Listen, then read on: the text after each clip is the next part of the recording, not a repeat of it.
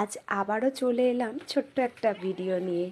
টিফিনে বানিয়েছিলাম নিজের জন্য প্যানকেক, সেটাই তোমাদের সাথে শেয়ার করব।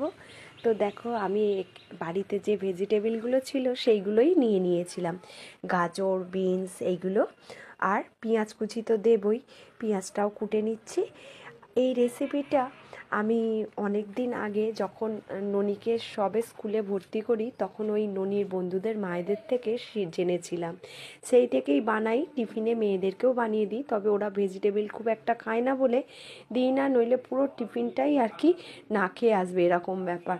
আর নিজের জন্য যখন বানাচ্ছি তখন ভেজিটেবল না দিলে কেমন লাগে। তার উপর আবার এখন যেহেতু শীতকাল আর কি, শীতের সবজির একটা আলাদাই মানে স্বাদ থাকে। তো যাই হোক, দেখো আমি সবজির সাথে নিয়ে নিয়েছিলাম একটু ময়দা আর হচ্ছে ডিম, তার সাথে স্বাদ মতো লবণ আর একটু গোলমরিচ গুঁড়ো অ্যাড করেছিলাম।